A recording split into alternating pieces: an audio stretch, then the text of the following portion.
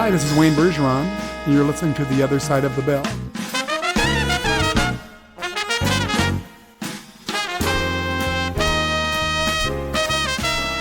Hello, and welcome to The Other Side of the Bell, a podcast dedicated to everything trumpet, brought to you by Bob Reeves Brass. We'll help you take your trumpet playing to the next level. I'm John Snell, trumpet specialist here at Bob Reeves Brass, and I'll be your host for this episode. Joining me today is trumpeter and composer, arranger, and conductor Tim Larkin. We'll get to Tim's interview here in a moment after a word from our sponsor and some trumpet news. Today's episode is brought to you by Bob Reeves Brass, who share your passion for creating extraordinary music. You know that feeling when your instrument just clicks and the music flows effortlessly? That's what Bob Reeves Brass has been helping customers do since 1968. We've helped brass musicians like you achieve their dreams by ensuring their equipment is always in perfect harmony. We know you want to immerse yourself in the art of music making, and we're here to remove any barriers between you and your creative vision. Bob Reeves Brass is truly your one-stop shop for everything you need to fuel your passion and create music that touches hearts and souls. So go ahead, let us help you elevate your sound to new heights. Don't wait another moment to elevate your musical journey with Bob Reeves Brass. Connect with us at bobreeves.com, shoot us an email at info@bobreeves.com, and keep up with the latest news on Facebook, Instagram, YouTube, and Twitter at Bob Reeves Brass. Embrace your passion for music and let Bob Reeves Brass be your partner in creating the extraordinary. Well, thanks so much for all of you who wrote in and the great feedback we received from last episode with Greg Curtis. It always means a lot, both to myself and to the guests who are on here. I just had a podcast listener, Don, just came down from Alberta, Canada, and was in town, came in for a valve alignment, and gave me some great podcast suggestions. Some trumpet players, some known, some not so well known outside of Canada, and we'll reach out to them. But anyway, shout out to Don who visited us. And he said he's listened to every single episode. So again, means a lot to hear back from you. We are getting ready to head back on the road. So get your calendars out, especially you folks on the East Coast. I will be making my third annual trip to Virtuosity Musical Instruments in Boston, Massachusetts, catty corner from Symphony Hall. The dates for that, October 17th and 18th. That'll be Friday and Saturday. We don't quite have the reservation link up for valve alignments. As soon as that's up, we will let you know. You can check Virtuosity Musical Instruments, their website, and also check out our social media for Bob Reeves Brass. You should be following us anyways, because as soon as those links are live, we will let you know about them. Again, October 17th and 18th at Virtuosity Musical Instruments. Come by, try some mouthpieces. I'll bring some Ulven mutes with me this time. And of course, if you're interested in doing a valve alignment, we can measure your horn free of charge.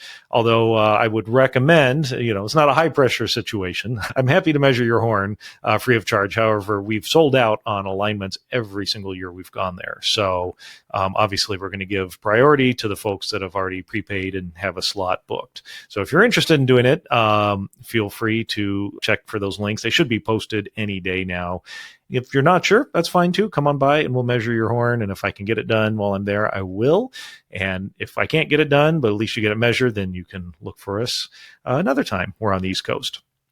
And then just about a month later, 3 weeks later, I'll be heading back out, this time to North Carolina. I'll be visiting our good friends, Greg Black Mouthpieces, Greg and Ben, and all the great crew they have out there will be hosting me on November 7th and 8th. Again, another Friday and Saturday at the store in Mount Holly.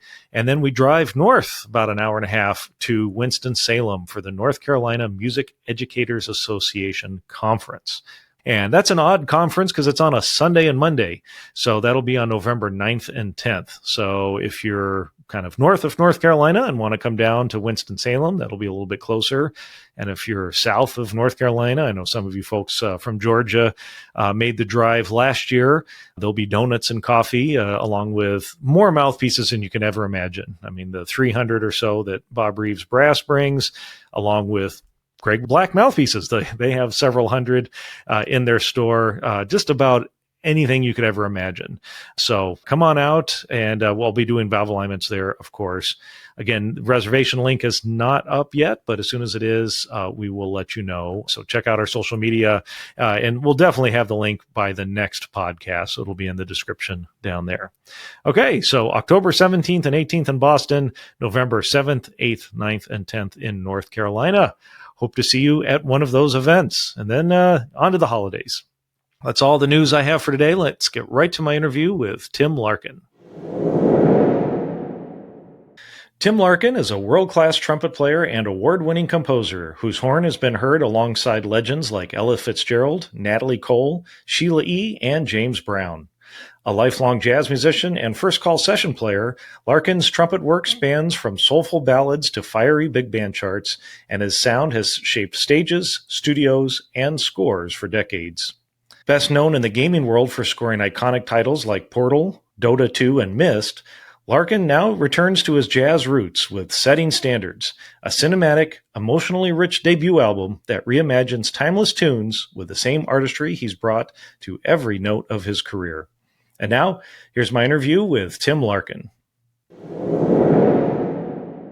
Well, I'm so honored to have joining me today on the other side of the bell, Tim Larkin, way up north, probably a lot cooler up there where you are, Tim. I wish I could say that, but no, it's in the 90s up here too. Oh, that's right. Well, you guys, it's right. You're not on the Seattle area. You're inland where you actually get weather. Well, thank you for being on. I'm excited to talk about your new album. I'm excited to talk about the amazing careers, multiple careers you've had, both as a trumpet player and then as a sound designer and composer. But since this is a trumpet podcast, let's start with the trumpet. And how did the trumpet find you? How did you get started? I started playing, instrumental music program in school in fourth grade. And I wanted to play drums, but my parents wouldn't let me play drums. So trumpet was my next choice. And I started playing in fourth grade all through, grammar school and high school. Kind of stopped in high school because I stopped the school programs and was playing a lot of stuff outside music programs and groups. But yeah, I played, started like almost everybody else. It was kind of, an unspectacular beginning, but I'd been playing piano since I was 4. So, music was always something that was in my family in some ways, and then something that I'd always strived to do. I mean, I just had this music bug in me since as long as I can remember. And so piano started at 4 and then trumpet in fourth grade. So your parents obviously fostered your music education. Were they musicians themselves or hobbyists? They weren't. My dad was an artist, but they were, it's funny. Most kids or trumpet players or whatever, musicians will tell you that growing up they had, my parents let me play trumpet or let me play an instrument, but they always said, you got to have a backup plan, whether it's being an accountant or doctor, whatever. My parents were the other way, man. They were like, no, music, I was into music and they supported it and they made me practice and they went to all my concerts and they really pushed me into it. And when I stopped practicing at some point, man, they were right on me. And it's like, no, you're going to do this. And so, yeah, that can have, that can go both ways. Some kids that'll turn them away. And in my case, I was so into it that it actually helped me, but they pushed me into it. Yeah, for sure. That's awesome. And so was backup plan. Well, that's it. So, I mean, sometimes that's what you have to do is, it makes you that much more motivated if you don't have something to fall back on. Yeah. If you really want to succeed. Sure. Not that that's always the best road of course for everyone out there, but, right. But it worked for you. So when you were you taking private lessons on trumpet as well, besides piano? Yeah. Again, they started me on private lessons right away. I think in fourth grade, fifth grade, I probably had my first teacher who was questionable. I mean, he was kind of, I think he only lasted 3 or 4 lessons. He came in, he was kind of, he was playing in some bands or something late night. He'd come in with a cup of coffee and, fall asleep halfway through the lesson. So, and my parents picked up on that, man, and he was out of there in no time. And, I got a really good private teacher, this guy, Joe Facilla, him and I are still friends. And to this day, and again, that was in 5th grade, 6th grade that I started with him. Real motivational teacher, a lot of energy and just fun to be around, fun to play. We do duets, we do all kinds of, it's funny because when is probably the case with most musicians when they start out and they're really serious about it and they love it. You progress pretty quickly in the beginning. We all hit plateaus at certain stages. So in from fourth, fifth grade, whatever, I mean, I progressed really quickly and I always played first chair throughout, grammar school and high school.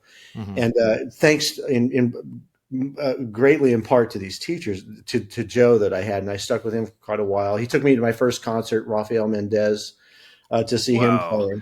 You got to hear Rafael live? I did, yeah. One concert, yeah, it was awesome. What was that like?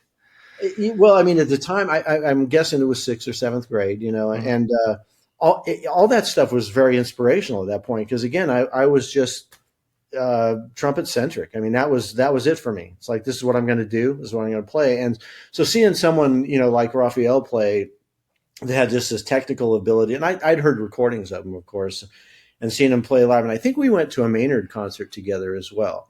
And so, I mean, and from that point on, I bought every Maynard Ferguson album that ever came. I mean, the minute it came out on the shelves, I was there and I picked them all out. And same, I had a bunch of Mendez records and, stuff that I listened to. But yeah, the concert I'd never seen anything like that at that age because all I'd listened to was my dad listened to Miles a lot when I was a kid. And I remember thinking, again, I'm a kid, I'm 5th grade or whatever, starting out on trumpet, 4th grade. And I think, yeah, he's okay, but he cracks a lot of notes. I think I can do better than that. I didn't get the gist of it at that point, but, so yeah, it was really inspirational, and again, that's so fortunate that I had a teacher and parents that would take me to that kind of stuff and give you, it's not just about sitting home and practicing your etudes and scales and that kind of stuff, but getting a really well-rounded exposure to music and trumpet stuff. So it was great. Yeah. Very good. Yeah, I mean, it points to yelling at someone to practice or telling them, no, you have to do this every day. But then once you see Maynard Ferguson, hear him, or you have that carrot now dangling in front of you. Say, yes, I want to do that. Visceral experience too. I mean, seeing a big band live as opposed to hearing on a recording, I mean, it just hits you right here. It's like, wow, that is really powerful. So made a huge impact. So it sounds like you were, had one career path and you knew what you wanted to do from a fairly young age. Is that correct? Oh yeah. I mean, I remember, so I ended up going to Cal State Hayward, which is now Cal State East Bay, which is they had a music school up there. And I went up there when I was, again, probably in 5th grade or whatever. I went up there and said, this is where I want to go to school. And because it was a music school, this is what I heard. Mm-hmm. And that's where I ended up going to school. And I mean, it was, there's a few times where the path kind of varied a little bit, but for the most part it was like, that was just it. I never thought I'd ever do anything different. And that's how it ended up. Amazing. So was it, do you have any aspirations? Did you want to be Maynard Ferguson? Did you want to be an orchestral player, or you just want to play the trumpet in any kind of form? Well, yeah, I think that, I mean, I luckily was exposed to a bunch of different kinds of music, growing up, whether it was, I mean, from classical to jazz, big band stuff. I mean, to this day, if I hear a big band chart on the radio in the car, I practically have to pull over because I can't drive just listening to it. But I think my biggest goal at one point was to be a session player, just do whatever kind of recording work I could come. I mean, that to me was the ultimate, because it's like you're just doing whatever type of music. You never know what you're going to hit what's going to be on the stand. And that was a challenge. And I remember I took lessons from Claude Gordon for a while. And he kind of instilled this fear in you. It's like, you got to be ready, man. When when that door opens, you got to be there. If you can't do it, you're out of there, and someone else comes in and they can do the gig, right? Mm-hmm. So I was scared to death. I mean, it's like I was just thinking, okay, I got to be perfect. I got to be perfect all the time. And so I remember the first recording session I got called for, and I'll tell you the story behind that is kind of interesting, but was because a trumpet player couldn't hack it. And the guy calls me up and he says, can you come down to the studio right now? We're doing a session for a TV theme, and the trumpet player is not, he can't do it, and I need somebody right now. And I had just finished practicing like 2 hours, and my chops are kind of, and I'm thinking, God, do I want to do this? And again, I'm a little nervous about it. And he goes, look, we need somebody. And I just left my card at that studio, so he didn't know me from Adam. And he goes, if you can come down and do it, we'll cut you a check. If not, don't worry about it. So I said, okay, I'll be there. And this is over in Marin County, so it was about an hour drive. So I drive out there. I get to the session, and I look at the chart. And I had a recording studio at home, so my own. I mean, it was a small studio at the time, but so I knew how to record. I was doing recording engineering, stuff like that. The chart was written by a guitar player.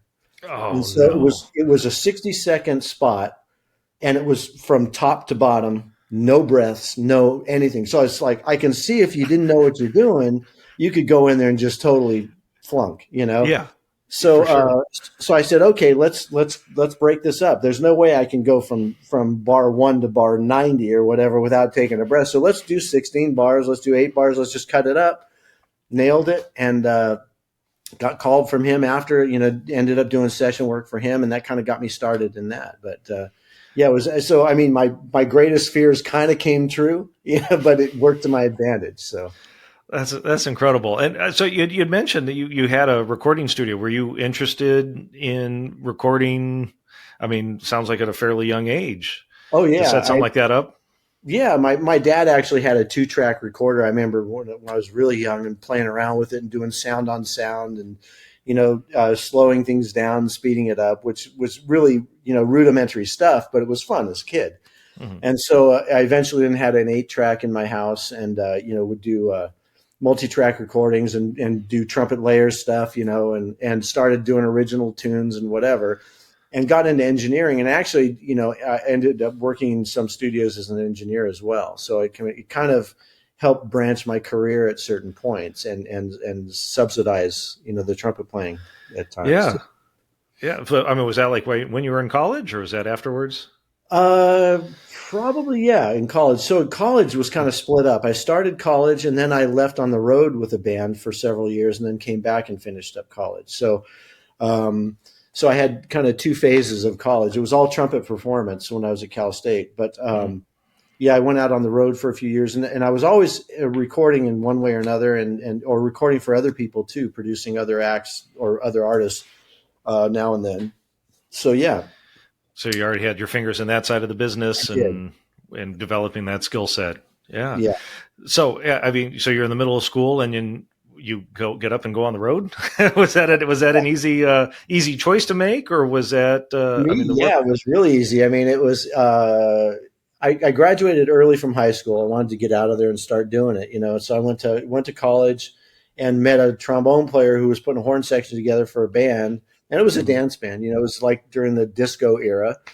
And so it was really easy to go out on the road for those types of bands. And so I quit school. I remember we had a big going away party, and I was probably 17 at the time, maybe 17, I think. And yeah, we went up to our first gig was in Portland, Oregon on New Year's Eve, and we're driving through snowstorms and whatever to get to this gig. And we did like 6 weeks at a Holiday Inn hotel in Coeur d'Alene, Idaho. And this is in January. And again, being from the Bay Area, never really experiencing that kind of weather. And, the first stop sign we come to, we slide through 100 feet later because there's snow on the road and we don't have chains or anything like that. Oof. So it was an interesting experience. But so I was playing, 6 nights a week, basically for that period of time in these nightclubs and stuff. And it was rough, because I was still developing as a trumpet player really, and that's a physical thing. And you don't realize what it takes off of your chops working 6 nights a week. I mean, it's hard. And so I went through a lot of different problems, chop problems and stuff at that time. And when I came back, I ended up totally changing my embouchure and doing something different, started taking lessons from Claude and kind of straighten things out at that point. And thank goodness, because there's no way I could continue doing that. So. Yeah, I will, at being at such a young age and getting to see the country and playing every night, but it does take a toll on your playing because you're still in the progress mode and maybe don't have a great foundation yet, and also don't have time to do a regular routine, right? Because you're playing, like you said, 6-7 nights a week. Yeah, and I was playing wrong. I mean, there's no doubt about it. When I look back, I was playing with a dry embouchure, and I had this kind of my upper lip tucked up or whatever, and I would just get cut up, and it would just go from bad to worse, you know. And then you take a day off or two, and then it would kind of come back, and or you just take it easy for a night, whatever. And so it was not good. So when I came back, I remember I just said, I gotta do something to make this right. So I remember pulling the trumpet off and just putting it back on my mouth, wetting my lips down, and saying, okay, this is where I'm going to start. And immediately things were better. I mean, I could go from, you know, up to a high C with ease. It's like, and it was a struggle before. I mean, I'd had good range at times, but it was never consistent. And so I just started kind of from scratch, and immediately it just was a lot more consistent and a lot better. So it was a good thing, and it was a fun experience. Don't get me wrong. I mean, going out. I was a young kid in the band, and so I learned a lot. I mean, not just about music, you know. So it was definitely a learning experience. So then, how did you get connected with Claude Gordon? I mean, did you seek him out? Why him? And then, what was it like studying with Claude? That's a good question. I was taking lessons also, lessons at Cal State when I was back in college from Marv Nelson. I don't know if you're familiar with him, but he was another inspirational teacher. I mean, the guy was just awesome.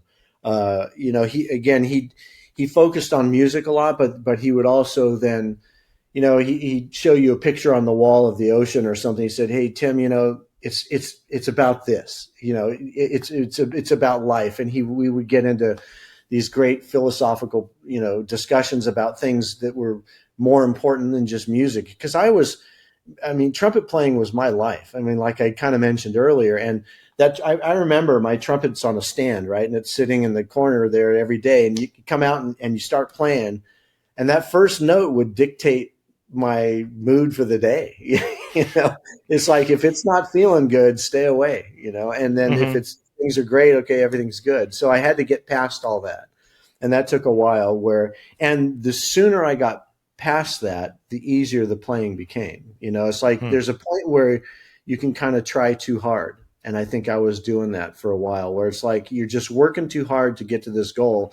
And when you kind of release that stuff, it gets better. But back to your question about Claude. So I think that I found out about him, and I got on a waiting list, and I was taken from Carl Leach, who was one of his students at the time. And so I took from him for a few months until I could get in with Claude. And he came up to the Bay Area once a month. He'd fly his plane up there, and he taught out of this shop that Larry Souza, who's another great trumpet player, it was his shop. And there's a line of students there for like 3 or 4 days a month. And so I took from him for several years, and I ended up being a counselor at his brass camps, and we became good friends. And as a matter of fact, I still play on the Selmer CG horn that he gave me, because I was in college and I had to go to the DMV for some reason, and my trumpets and flugelhorn got stolen, and I had nothing. Oh, no. And he goes, "Here's I'll give you mine." And he had just had one made. He was just designing his Selmer horn, and so they had designed one for him, and he gave it to me. As a matter of fact, it doesn't have a finger ring for your pinky finger, because he never wanted one and never allowed that on his horns. So to this day, I've never played with a finger hook on the lead pipe, because it came without it, and I never had one put on. So, what a special horn! How cool! Yeah, that's definitely learn to play with no pressure. Take that ring off. Well, yeah, I wouldn't say no pressure, but yeah. Well, there's other places, or the octave key, as some people call it. The octave key. Well, if you would spend a few moments talking about the pedagogy side of things of Claude Gordon, especially since you ended up teaching at his camps. So what are the kind of the key takeaways that you got from studying with Claude? I think with Claude was, I think I learned more than anything that, it doesn't work for everyone. I remember that it was pretty, Claude has these beliefs that are great. I mean, chest up, big breath, lift your fingers high, strike the valve hard. And it's I wouldn't say militaristic, but it's a very structured way of playing. And there's all these exercises that you do to expand your range up and down, and they work, they work. But I think that, there's a lot of methods out there. There's a Caruso method. There's you can go through so many things that are different and tell you things to do things in a different manner, and so I think if you take something and stick to it, I think you kind of adapt it to your own way of playing, and I think that works. And I think his is a great foundation for stuff. His exercises are awesome. Rest as much as you play, and expanding your range, and the way he explains breathing, through using the lungs and using your chest, and kind of the myths that you can kind of dispel about the diaphragm, that kind of stuff. And again, I won't get into a lot of details and do a lesson here, but a lot of that is really good information. And his other thing that he said is, I think he put out a book that's trumpet playing as easy as deep breathing. And the fact is that I believe that's true once you've gone through those stages that I kind of talked about, where you're trying too hard, and once you kind of let all that stuff go and sort of ingest it and let it percolate, in your brain, it is easy. And once things start working right, and the breathing is right, and your tongue level and everything, and you're not thinking about that stuff, it is just taking a big breath and playing and letting the air do the work to a certain extent. And it becomes easy. And I found that more probably in the last 10 years than ever in my career, when I was, at times, although it did come together a lot of the time, it's like in the last 10, 15 years, playing has been much easier than it's ever been, because the pressure is gone, number one. I don't do 4-hour gigs anymore either, which makes a big difference. I do just recording stuff here from home and my own compositions, and occasional live gigs, but not very many. And it's now an easy thing. I don't worry about it anymore. I don't stress about it anymore, and that's made a huge, huge difference. So. Yeah, like we get so wrapped up in ourselves, I think. I mean, one of the things you mentioned about being like so gung-ho to reach, because you're so into trumpet playing that we overdo, overuse, all that kind of stuff. Yeah. But then also just, we get so wrapped up either in trying to make a career out of it, or, to win this audition, or whatever the case may be, that then we become a head case and can't do just the basic fundamentals of taking a deep, relaxed breath. Right. Right. And when you figure out what works, it's like if you can just go back to that spot, it becomes much easier, and try to always go over to this spot. It's just go back to where it works, So it sounds like then, so after your time with Claude and then, and also with Marv, so that your sound like your playing got dialed in by the time you had graduated college, or what was the timeline like that? Yeah. I was working, I was gigging as a trumpet player for 20 years straight. Other things happened in that time career-wise as well, but I was constantly playing. And there still was, you have good days and bad days. Everything was not perfect by any means. And there was still a lot of work to be done. And fortunately, when you're young, you're still absorbing a lot of things. And I was doing, everything from a salsa gig to jazz gigs. I played with the San Francisco Opera. I did recording sessions. So I was learning all this stuff. And I always, too, I met Wynton Marsalis at that time when I was in college, and talked to him a lot. And I really idolized what he did, in the sense that he didn't compartmentalize his playing. He didn't say, well, I'm a jazz player, period. I met him when he was playing with Art Blakey. And he wasn't, and he said, I'm not just a classical player. And I looked at all the players that I really admired that weren't necessarily famous players, because, Maynard was always playing with a big band and playing big band jazz and his thing. And then, you listen to Randy Brecker, who was playing, the outside jazz with the Brecker brothers and all that. It's like they had a niche that they were doing. But a lot of the players that I really idolized at the time were like, you look at the session players. And again, that was the thing. It's like you go in and you're playing a classical piece, or you're playing a polka, or you're playing a jazz piece, or you're playing a big band thing, or an orchestral, film score or whatever. And that was what really interested me. And matter of fact, there was how I got started, and that was interesting. There was a seminar in San Francisco at the Great American Music Hall. And it was about, if you want to be a studio musician, here's a seminar to tell you how to do it. And so a couple friends and I went over there, and there was a panel of producers that were doing jingles and whatnot, and TV work or whatever. And they were up there talking about how, how they produce things and how they utilize the musicians and so forth. So after the seminar, I went up there and I met one of the guys, and I said, well, I had a card, and see it with the trumpet on it, and here's my name and number, give me a call. Right. Mm-hmm. And I really lucked out because this guy, his name was Chris Mickey, was just a wonderful guy, nice guy. And not all of them are. I mean, that's a tough industry. And so he said, well, I'll take your card. You go send me a demo and we'll talk. So I took me weeks to even send him a demo because I was thinking, God, it's got to be perfect. I don't know what he wants. Is this going to be right? And I really want this so bad. So I sent him a demo and talked to him, and he goes, well, let's just get together for coffee. So we, no session, no anything. And we got together for coffee. And again, him and I became great friends over time. But so finally he gives me a call.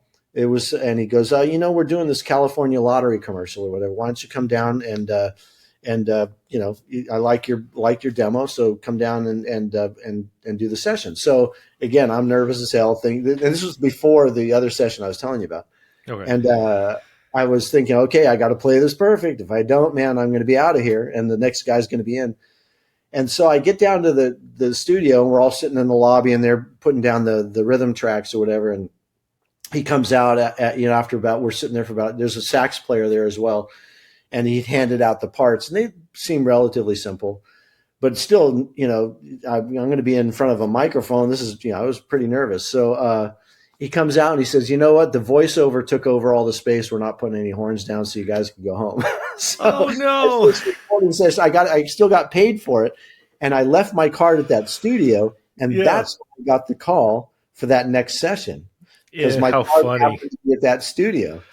In any event, I ended up working with this guy Chris for years after that, doing jingles and stuff for him because that's mainly what he did. And became great friends. And, that's hysterical. But you never know what it's good. Sometimes a non-gig leads to something else. Well, it was a gig, but a non-playing thing. Could you just tell us a little bit because a lot of folks are familiar with the recording scene in LA, obviously. What's the scene like, at least at the time when you were starting in the Bay Area? You said jingles? It was not too bad at the time. I mean, things have, from what I understand, I haven't lived in the Bay Area for 25 years, so I can't really speak to what it's like now. Yeah. But at the time, I mean, there was a bunch of, there was Russian Hill Recording, there was Studio D, there was the Record Plant, Different Fur. I mean, there was a bunch of studios that were working. There was a lot of stuff going on. And I was doing a session, 2 or 3 fantasy records in Berkeley. I was doing maybe two to 3 to 4 recording sessions a month, which is pretty good at the time. And sometimes more, sometimes less. But and that kind of dried up, and the reason that dried up is because this was during the time when all of a sudden people started building home studios and Pro Tools started to take off, and so people could do this stuff at home, and sample libraries were starting to happen, and synthesizers, and drummers were losing their gigs like crazy because drum machines came along, and it's like all of a sudden the drummer's like, hey, what about me? And they were using synth horns on stuff too. I mean, at the time they were pretty cheesy. I mean, they didn't sound very good. But so that started to dry up. And that was just about the time I ended up actually leaving the Bay Area and 25, 26, 27 years ago, whenever that was. Mm-hmm. So, but the funny thing is the live music started to kind of dry up at that time too. A lot of the clubs they had, I was playing the Venetian Room up at the Fairmont Hotel, and that would bring in, these great artists. I got to play with Tony Bennett up there and Mel Torme and all these great artists. And that went away. And, the Keystone Corner, a jazz club down in downtown San Francisco, that went away. And a lot of these clubs just started drying up, and the shows started to go away because they were bringing in recorded music, and playing with background tracks instead of hiring musicians. Mm-hmm. I mean, people would have walk-on gigs, right, where a trumpet player would show up just because they had to hire X amount of musicians according to the union contract and not play and then go home. So the scene kind of dried up there. And I fortunately was working with some composers in LA as well.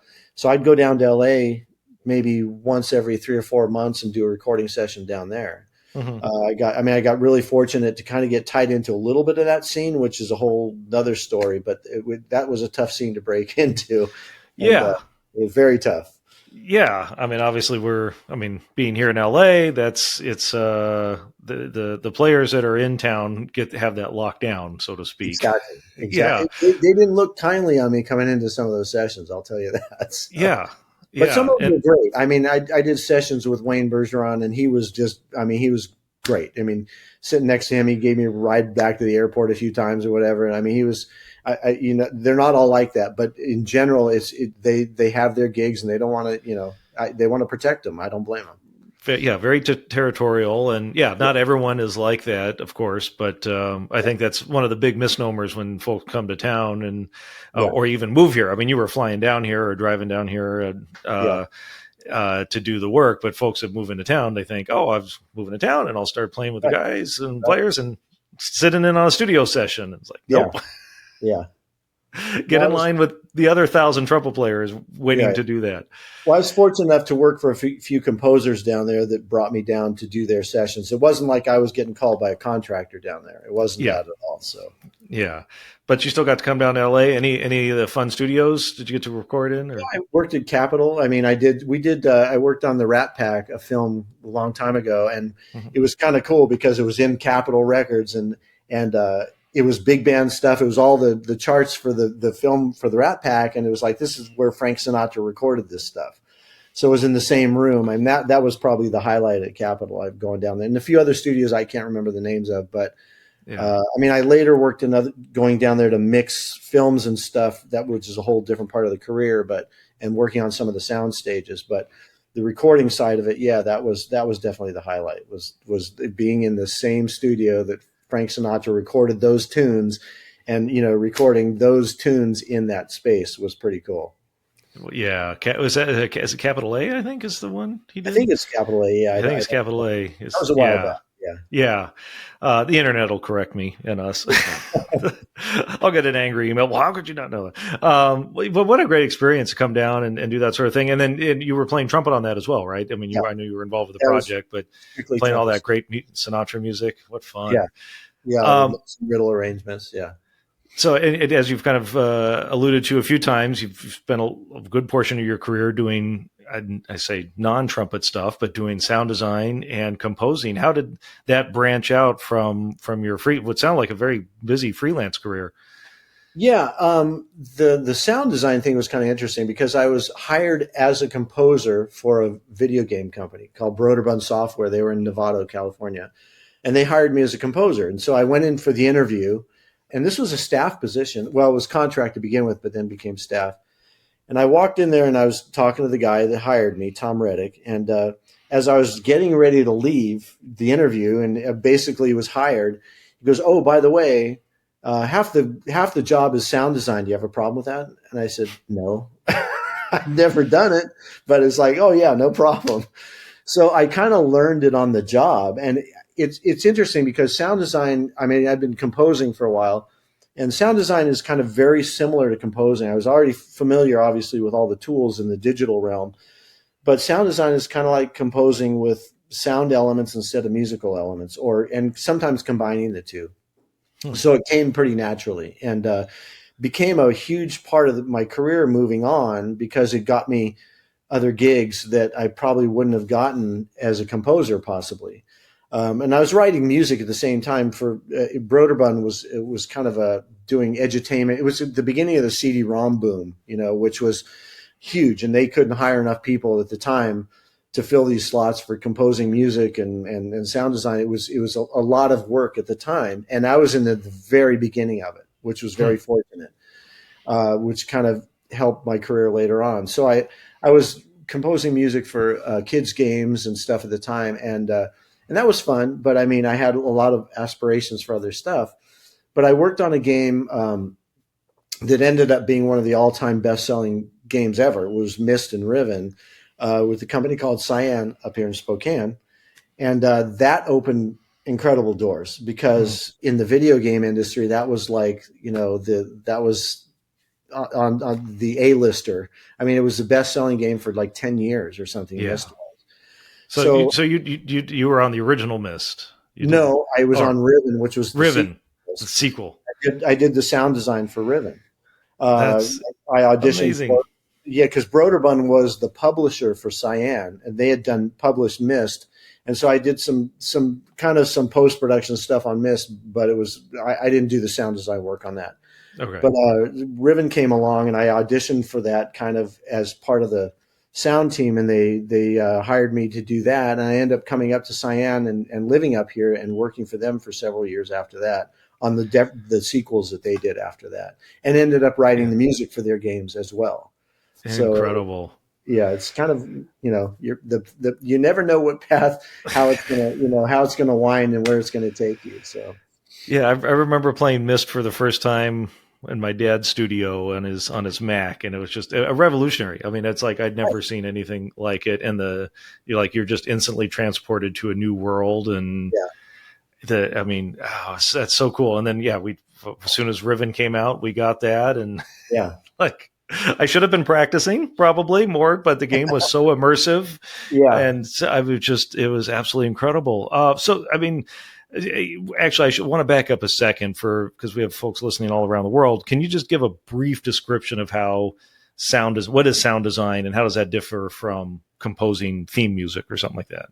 Well, sound design is everything you hear aside from music, basically. I mean, you're in a virtual world, right? These are all pixels. They're not, even on films, we do documentary stuff at Valve where I'm working now and different video stuff, and video trailers. But in games, for the most part, it's all virtual stuff. So when you're creating an environment or a player that's moving around doing things, whatever they're doing, you have to create those sounds for it. They don't exist in the real world because those characters and those places don't exist. So you need to create those soundscapes, whether it's just the ambience, for an area where, if you're walking by a creek or a river or whatever, you got to hear that, right? Or you've got to hear birds or whatever you create in this ambience, whether it's real or not real. And a lot of them aren't real because they're based on these fantasy worlds. And then whatever happens mechanically, whether it's a door opening or footsteps, all that has to be covered.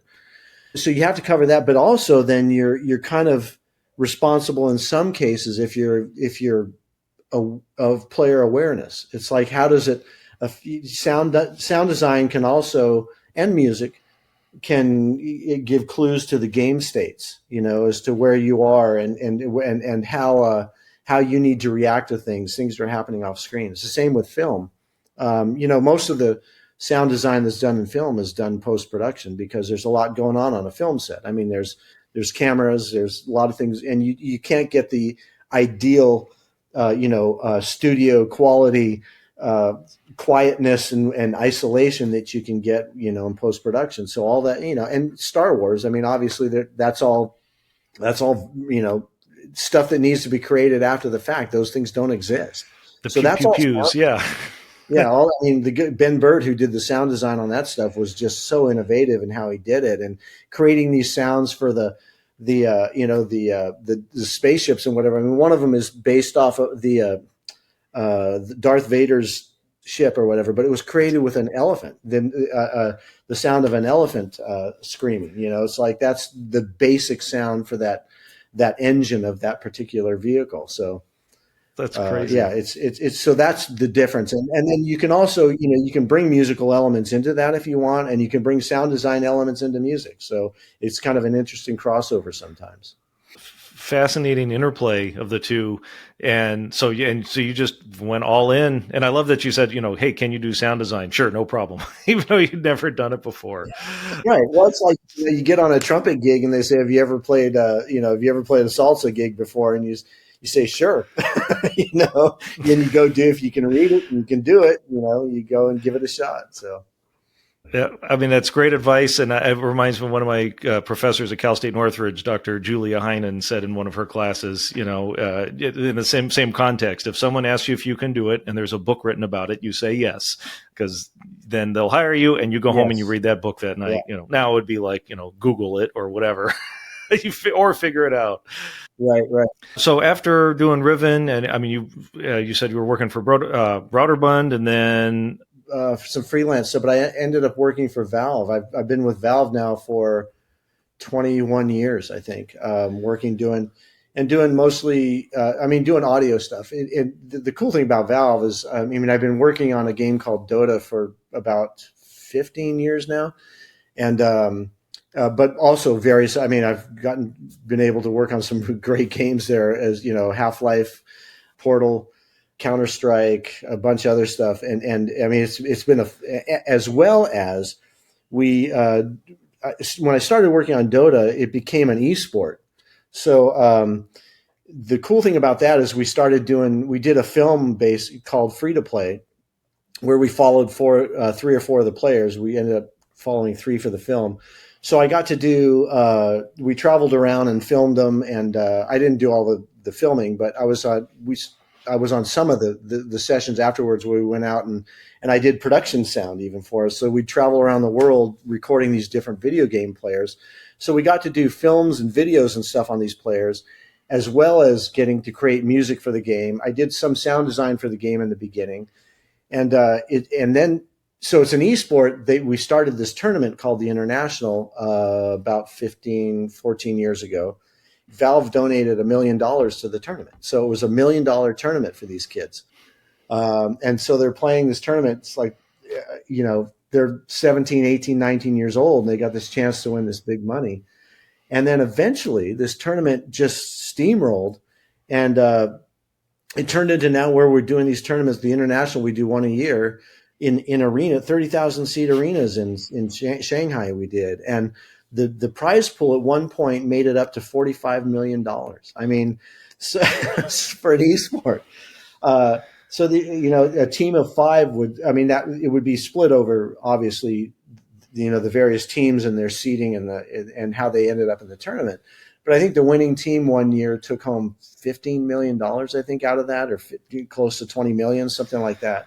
And the fan base just, exploded. And, so every year I get to do a live, well, not every year, but some of the years we've done a live concert of the Dota music. And so it's all this big epic orchestral stuff. So I get to conduct an orchestra in these arenas with, 20, 30,000 people. I'm leaving for Germany in 2 weeks to do one in Hamburg at the Barclays Arena for the 14th International, I think it is.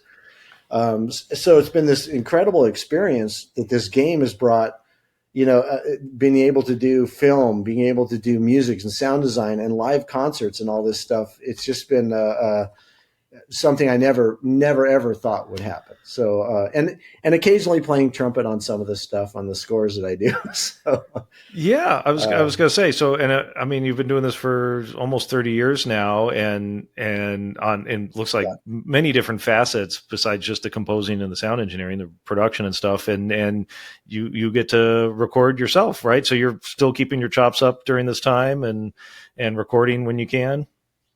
Absolutely. I still work for a few composers now and then that I've worked for over the years. And again, became friends with these guys many, many, many years ago, and still do that. So I do all that remotely from here. And when I'm doing a score for Dota, if it requires some trumpet stuff, I'll put it in there. I try not to use trumpets. So I'll use live trumpets whenever I have the chance to. But I do, the rest of the orchestral stuff is often sampled. But I also do get to record on occasion. I've recorded the Seattle Symphony. I've recorded in Budapest, a symphony there. They have a film orchestra. I've done it remotely. And then went to Salt Lake City and recorded the orchestra there. I recorded the members of the Mormon Tabernacle Choir there at one point. So I've gotten to do a lot of live stuff as well. But, the majority of it is sample-based now as far as the music, at least as sweetening or as a base for it, and then adding live musicians on top of it. Interesting. But it's still, it's blossomed since you first started doing Myst. Yeah. The video game industry is how many tens or hundreds of billions of dollars industry. I think it outpaced film quite a few years ago. It did when it started. Yeah, it didn't take long. I mean, 25 years ago, it outpaced film. And then in the recording, I know in LA there was a switch, even though a lot of it is recorded elsewhere now. Right. But there's still a fair amount of video game recording out here, which is good because there's not as many films being recorded anywhere anymore. Right. So I got to know. So you've composed and you do sound design for all of these, aliens and shoot 'em up games and things like that. Like you've got to have some stories about like just the craziest sounds you've had to create or scenes or something you had to score for. Yeah, I mean, you just come up with creative ways to come up with sounds. Sometimes I remember, sometimes I remember recording when my kids were young. They had a big wheel, and so I was recording sounds from that to get a certain kind of moving, circular sound, whatever. I had this one sound that was kind of cool that I did for Riven, where it was just, how when you put your hand in, you place it in those nails and it makes an imprint of your hand, and you pull it out. Well, there was a kind of a device that did that, and it only was on a much larger scale and had these nails that would come down or spikes, and they would form a map if you solved one of the puzzles or something. So I remember getting these heavy different gauge nails and throwing them up and catching them and then mixing those all together to get this sound of this huge board of nails coming down. I mean, it's a fun creative process. You can just have a great time making these sounds. And as far as music, I mean, there's sometimes you write.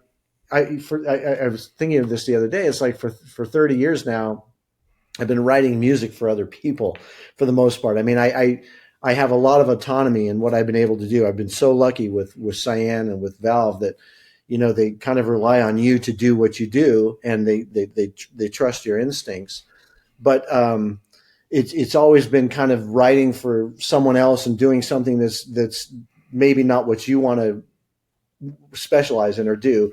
But so sometimes I've written music over the years on some freelance projects that I didn't enjoy, or wasn't really particularly proud of.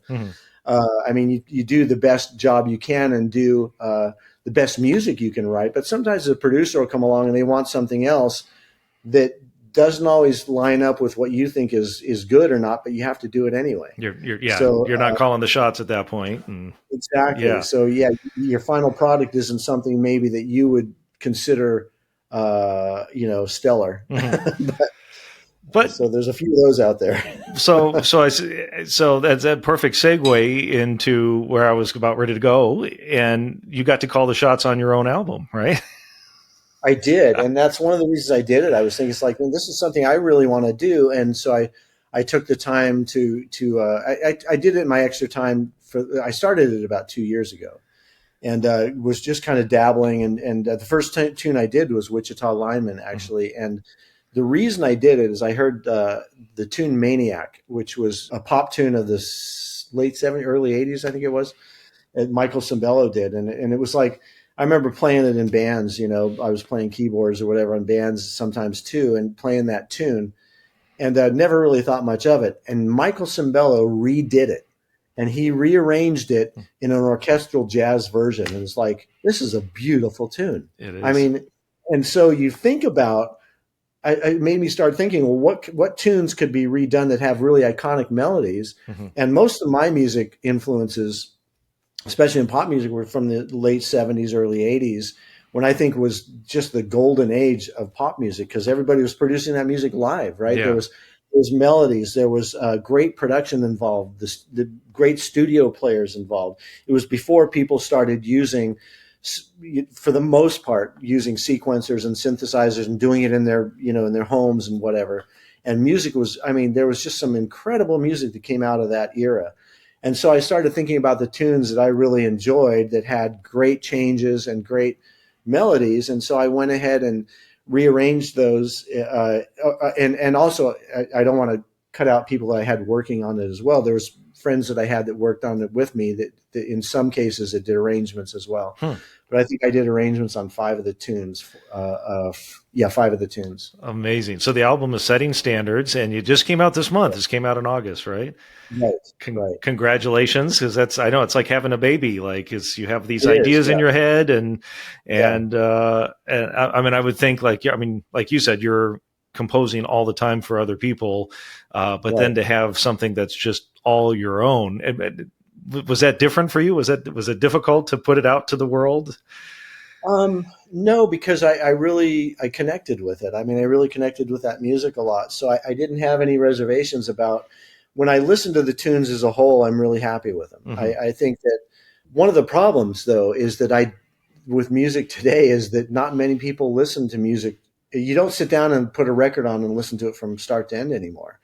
You know, I mean, people are swiping their phones after 6 seconds is the average, I think, something like that. So to keep their attention is tough. And I don't expect that a lot of people will listen to it from beginning to end. And I think that will be sad if that happens, because these tunes really develop. I mean, I took a lot of time and effort into making sure that it wasn't, number one, too self-indulgent. I didn't want to just, like, I'm not here to play a million notes as fast as I can and prove anything. Mm-hmm. I want to respect the tunes and do solos that respect the tunes. And so the solos I'm not trying to, be Dizzy Gillespie on this stuff. I'm trying to do melodic stuff. And my inspiration for solos came from, people like Pat Metheny or whatever. You listen to him do a solo on guitar, and his solos are like writing a tune. I mean, it's not just I'm playing through changes, playing scales, going from one thing. His solos are so melodic, and they have arcs and they have tension and release. And so that's what I tried to do. I remember going to see a famous trumpet player here in Spokane a while back, and going to see him play some of his tunes that I really enjoyed. And it was great. But they took about 15 or 20 minutes, and I'm not going to say who it was, and he did this self-indulgent thing where it's like it was a bass, I think it was bass, keyboards, and trumpet, and maybe guitar. And he just started playing. It was kind of interesting to me because I'm a trumpet player and I could see what he was doing, but for the audience, he lost them. Mm-hmm. There was a bass solo that was like 5 or 6, 7 minutes long. And then the drummer took a solo, and then he took a solo, and they're just going out and they're kind of improvising on the spot, which is really cool. But for a general audience, I wanted people to listen to it and say, I wanted them to remain engaged. And so I think I accomplished that with these tunes. So I hope that people listen to it will listen from start to end, because they evolve. Each tune kind of evolves and has an arc to it. So I hope that happens. Yeah, well, I definitely think so. We'll have the links for folks to. It's on Spotify. Whether you love or hate Spotify, it is an easy play. All the streaming platforms. So yeah, if you hate Spotify, go somewhere else. Streaming platforms. If you want to support another place, that's fine. We'll have the links to that. We've been listening to here at the shop, and obviously you do this for a living. The production is top notch. The Through the Fire, it has like choir on it as well, and like Through the Fire. That's interesting. A friend of mine I played in a band with years ago, John Paris. He's the drummer for Earth, Wind and Fire. Mm-hmm. And so we reconnected a few years ago, and he was really excited to help out on this project. He's singing on that. That's him singing. He plays drums on 5 of the tracks too. And the guitar player from Earth, Wind and Fire is playing on it as well, Serge Dimitrijevic. And so they're playing. They added a lot to it. But he did vocals on that tune and also on Heart of Mine. Mm-hmm. So it's him, double tracking himself or triple tracking himself. He's a great singer. I mean, you see him play with Earth, Wind, and Fire. I think he sings on one tune. It's like, man, John, you got to get out there, because he's a great vocalist, man. He's also pretty busy in the back too with that band. He lays it down. So is Serge. Man, I've heard them a few times, and top-notch band all around, but those guys in particular. Really fun album, and it's interesting listening to it. I could hear your experiences like creating like environments, because they're tunes we all know, especially with Wichita Lineman we were talking about earlier is like one of our favorite tunes to listen to at the shop. And so to hear that reimagined, while honoring the original tune, but just creating a whole different space around it, was really cool. Really, that's why I'm not an album reviewer. Not the best with words, but you get what I'm saying. Really cool. John Snell. You can put that on the back of the album. I'll do that. But it was very refreshing, I guess, is a good word. Yeah. Both honoring the tunes while also doing something original. I want to talk about the original on there. Speaking of which, is Gumshoes, right? That's an original composition of yours. Correct. Tell us about that. kind of in the film noir mode, Chinatown, that kind of feel. I originally wrote I was working on a Dota piece actually, and we were doing a video, and it was kind of in that style of the 60s film noir, black and white, smoke-filled room with a detective.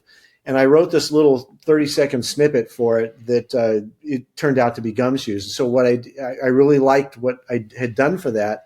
And so I rewrote it, re-recorded it, rearranged it, extended it out. I think it's like 4 minutes long now or something. And just has that vibe that's kind of like a chill, laid back, film noir. I mean, and that's why I called it Gumshoes, because if you know the history behind the word gumshoe, is what they used to call detectives in the 60s and 50s, because they would wear shoes with rubber soles to remain quiet because they're detectives. So that's where the title came from, because it came from that the derivative of gumshoe from the original. How cool. Yeah. Yeah, what fun. Yeah. And my guests always hate me about this because you literally just dropped the album. But I have to ask, do you have something else in the pipeline? Like, now that you have this out there, are you going to work on a volume 2? I don't know about volume 2, but I have a few other tracks that I kind of started and that didn't get on the album, that I just didn't finish in time and started afterwards. And so I think I'll put a bonus track out or two. And then I've got some ideas to work with John again, and another guy, Eddie M, a sax player that I worked with years ago in a group called All Is One with John. And so I think we're going to put something together and try to. It was a fun experience, and if nothing else, it was worth it to work with these guys. If it never got heard by a million people, whatever, I'm okay with that. Because it reconnected me with people. And I worked with several other people on this too. Lenny Moore, who is another game composer. He helped me on the arrangement with Through the Fire. And another guy, Joris Hoogstetter, who I've worked with in the past on Dota stuff, is a young and upcoming composer. And so just being able to collaborate with these people was such a gas. I mean, and reconnecting with old friends, Johnny Bamana, sax player. He played with Huey Lewis for a long time, and he did all the sax stuff on Through the Fire. It was just so I'm going to continue that, just continue that work of working with these people, and whatever comes out of it, comes out of it. That's kind of my, at this point, I'm not at a point in my career where I have to, try to climb the ladder anymore and prove anything. It's like I'm doing it now because it's fun and I'm doing what I enjoy. Yeah. So that's rewarding to put that creativity out for the world to enjoy. So that's awesome. Well, and then the flip side of it is, for better or worse, the fact that we don't have the traditional distribution method of the 60s and 70s where you have to, do an album. Like, you can collaborate and release a single or a YouTube video or a TikTok short or something of a moment. I had an album out 30 years ago. I was signed with Rhino Records, which was Warner Brothers, and it was a nightmare. I mean, getting paid and the legal stuff to go through and what ended up. And there's many stories I could tell about that. I mean, it's almost a blessing that's not the only avenue anymore, because it's just it was very difficult, and getting signed was difficult, and then. I could go through stories on that would take another hour. Yeah, well, we'll do a follow-up, getting a record label deal, the other side of the bell. I do want to just kind of wrap up here with trumpet playing, because, I mean, you've had the last few decades a fabulous career in the doing the composition thing. So what's your daily routine like? How do you keep your chops in good enough shape that you can sound great on an album and still record and some of the things you could call for? Well, I don't have a daily routine anymore. And I think I went 20 years without missing a day of practice, a day of playing. I mean, literally, I brought my trumpet with me on my honeymoon. It's like, there was not a day that I missed. And I remember, the famous Doc Severinsen quote, where it's like, if I miss a day of practice, I know it. If I miss 2 days, my audience knows it, or my band knows it. 3 days, the audience knows it. And I found that for what I'm doing, and I still do recording sessions for people where it's not easy stuff, but if I know it's coming, I mean, I pick it up when I feel like picking it up anymore, and I practice. I do certain flexibilities and warm ups and stuff like that, but I don't do them every day anymore. And I don't recommend that. I'm not saying that's right for everybody, but it works for me now because of the situation I'm in. And I mean, I spend a lot of time, composing and doing other stuff. And so the less I worry about keeping up my chops, I can pick up my horn and warm up for 5 minutes and hit a G above high C, no problem anymore. I can't do it for 4 hours, but I'm not planning on doing it for 4 hours. Yeah. But I think that the muscle memory after years and years and years of practice every day, doing scales and routines. I mean, everything still works. It just doesn't work for as long. But if I wanted to do that for as long, okay, I'll pick it up and I'll do a routine for several weeks or for several months. But I think it's not in my situation. And again, this is not, this is not something I would recommend but it's like in my situation, it works. And I don't pick it up every day anymore. I just, and actually there was a period of time when I was playing gigs here in Spokane for a while. I was playing with Bob Kernow, who's a great arranger. He lives in Spokane, and he had put a big band together, and we were playing once a week or once a month downtown in this little club, and it was great. It's like, and that kept my chops, and I was practicing every day at that point. And that kind of went away. And I think for months and months and months and months, that trumpet sat on the stand and never got picked up. And it's like I was busy with other stuff, and it's like, well, I don't know, if a session comes up, I'll warm up and do it, and I did, and it worked. So it's like I've got other stuff that life has sort of taken over, and that kind of is taking its place a little bit. Yeah, but I'm glad you shared that, because I think we get into that story. I've heard that doc thing a million times, and that was ingrained in me at a young age. And then there is obviously something to performing at Doc's level that requires hours and hours of practicing and that dedication, like you said, not taking a day off for 20 years. But not all of us are doing what Doc was doing. Not all of us are auditioning for the Chicago Symphony, and it is refreshing to know that, hey, you can take time off, or you've got put in the hard hours and during your college days. And it is a lot like riding a bike where, those notes on the horn, once you know the feeling, you can still play them. Maybe not as far as 4 hours, but I almost feel guilty saying that. I mean, when you started to ask that question, it was going through my mind, do I want to tell the truth? Well, because we have a lot of listeners out there that aren't aspiring Doc Severensons or you name, or Malcolm McNabb's. But we almost become a slave to our instrument, and it takes away the enjoyment of it. And I mean, true. In my story, I play in a community big band that's all made up of lawyers and judges and a lot of players that can't dedicate time day to day on their horn. And we almost have a competition about who can sound better, based on how long it has been since we've touched our horns. Okay, I'm going to make it through this big band rehearsal. I haven't played in 3 weeks. Well, I haven't played in 3 months. All right, challenge. Let's go. And the results are like, okay, we're not the big fat band, but we also aren't embarrassing ourselves. You retain that. It's muscle memory, and it's just memory. It's like I still know all my scales, and I can still pick it up, and I can still read music just as good as I ever did. I mean, I'm still working in that realm. It's like it's not like I've totally left it to become a lawyer or whatever. I mean, I still am dealing with music on a daily basis in some way or another. So it's always in the forefront of my mind, and I'm always thinking. It's funny. I don't, you probably do the same thing, but I'm doing this a lot. I'm always thinking in intervals, or I'm thinking whatever it may be.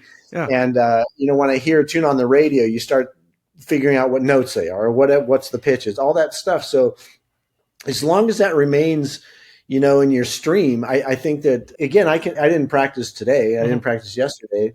And when I start on my next tune for the album or whatever, I'll pick it up a day or two in advance, and then I'll do it, and it comes back. I feel like, again, this album was done, the majority of the playing that I did, it was released in August. And I think I did most of it in maybe March, April, May. And that was all, I just picked it up the few days before and did it. And it's like, I don't think anybody could tell I wasn't practicing every day, No. So I would hope. I wouldn't have guessed. So that's, Yes. So are we saying don't practice at home? No. No, I'm not. Again, like I said, I felt guilty saying this, but I mean, it's different. Well, like I said in the beginning, when we talked about the methods that are good for some and aren't for others. I wouldn't recommend that for anybody, maybe, or I definitely wouldn't recommend it for everybody. But you got to do what works for you, man. And over, I've been playing trumpet since I was 9, so I've kind of figured out what works for me. That's at this point. That's it. Yeah, a 20-year-old me would. That is much different than today. Yes. Exactly. So, but I'm glad you shared that, because like I said, not everyone's auditioning for Juilliard, it is refreshing to know that we can play when we want to and still play at a fairly high level. Tim, It's been an absolute honor having you on. Setting Standards is the album available. We'll have all the links. Anywhere else folks can find you? Do you do social media or anything that you want to plug or let folks know? I have an Instagram and a Facebook. I can send you the links if you'd like. And I usually kind of keep up to date on stuff that I'm doing on those sites. I am doing a concert on September 11th at Barclays Arena, and it'll be streamed live, but it's also will be on YouTube afterwards. Matter of fact, all the concerts are on YouTube. For the international, they're easily found. Yeah, we'll have all those links. And before I let you go, Tim, if you could leave our listeners one last question, if you could leave our listeners with your best piece of advice, and it could be about anything, doesn't have to necessarily be trumpet related, what would that be? No, I think this could definitely be trumpet related. I think we kind of touched on this when I'd mentioned the people that I'd worked with, whether it's my trumpet teacher or producers that did jingles or whatever, and you become friends with. It's like a lot of this business as a trumpet player, as a composer, as a producer, as a person is based on relationships. And I think that, I get asked all the time about, how do I get into the industry? How do I become a composer? How do I work in the game industry? How do I become a trumpet player? How do I get these gigs? And it really comes down to, the relationships that you form over time. The producer that I was working with that I ended up getting a lot of session work, we were friends before he ever asked me for us to come record for him. He goes, let's go out for a cup of coffee. And we did. We became good friends. He became friends with our family. Our trumpet teacher from when I was in 6th grade, he's still playing. He plays in a salsa band in Oregon. And I call him every once in a while and we catch up. And so it's like, those relationships are what form not only your career, but your life. And that's what's important, is maintaining and having those good relationships. And that will definitely help forward your career, and it'll help you open doors and get into, where you need to get to for your job more than anything else, more than just blind, cold calling and sending out resumes and demo tapes. It's about meeting people and having a connection on a personal level, I think. So that would be my advice. Great advice. Yeah. Amazing skill to have. And it's also happens to be fun too, right? Hanging Absolutely. out, and getting to know folks. Because this can be, trumpet playing is a daunting career. So why make it any harder? Exactly. Have fun, enjoy it, enjoy the people you work with, and maintain those relationships. Absolutely. Great advice. Tim Larkin, thank you so much for being on the other side of the bell. It's been an absolute honor. My pleasure. Thank you. Well, a huge thank you to Tim Larkin for being on the podcast. Go check out his album. We'll have the links down below to where you can stream it or purchase it if you want to have your own download, high fidelity download. And it's so cool to see a player like that who made his career early on as a freelance trumpet player, playing studio sessions and live performances and touring and things like that. And then life, has all kinds of twists and turns and gets into sound design and composing and arranging for video games. And has done that for decades quite successfully. And in fact, it's just a few days after our interview, he was off to Hamburg, Germany, where he conducted the International 2025 Grand Championships for Dota 2, which if you play video games, it's a pretty big deal, or if you have kids like me that play video games, it was a huge event and it was really cool. We'll get the link. There's actually, you can see the stream or parts of the stream where Tim was conducting the orchestra of his music for the opening ceremonies. So we'll toss that link down there as well. So super cool. And by all means, check out his album, streaming or otherwise. Wonderful music, great arrangements. You can hear that kind of sound design like we were talking about in the interview, taking cover tunes or popular tunes or tunes that mean a lot to him and just presenting them in a new, different way that's still accessible. So really cool. Really enjoyed his album, and even more so enjoyed my chat with Tim. So we'll make sure we have all the links for Tim, so you can follow him and see what he's up to next. Coming up next episode, we have Chris LaBarbera, who's the student of Doc Reinhardt. I don't think we've had very many, if any, Doc Reinhardt students on the podcast. So it'll be a great introduction to the Reinhardt pivot system and why that's a misnomer. No spoilers, but it was a fascinating conversation because I honestly don't know a lot about Doc Reinhardt and his system other than some stuff I've read on Trumpet Herald years ago. So it was great to have Chris on to talk about his lessons. We talk about some Italian food. It was a wonderful conversation and some great insights debunking some of the myths about the Reinhardt pivot system. Dave Adewumi will be up pretty soon. I just finished an interview with him. That's part of the trifecta, if you will, of trumpet players on Dave Douglas's Alloy album that was released this summer. We had Alexander Ridout, Dave himself, and now Dave Adewumi. Man, what an insightful young player he is. And I really enjoyed that conversation. I enjoy all of these conversations. I repeat myself, but it's true. So that'll be coming up in the near future. We have Kate Moore from the BBC Concert Orchestra coming up. Wonderful conversation with her. And my list of suggestions, like I talked about earlier, Dawn from Canada gave me another list of Canadian trumpet players to reach out to. So now we'll just keep them going. It's been a while. I don't think I've mentioned this the last few episodes. Hit that 5-star review button. Hit that subscribe button if you're on YouTube. The thumbs up. Feed the algorithm.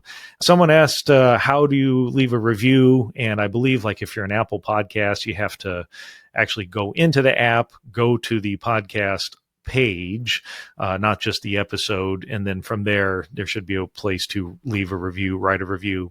And I think on Spotify, it's similar. I think you have to do it through the actual page for the podcast, not just the episode itself. And of course, on YouTube, it's right there in front of you. So again, means a lot to me. Thank you for all of the emails and calls. We'll keep this going into 2026. Can't believe I'm saying that. Thank you for listening. Until next time, let's go out and make some music.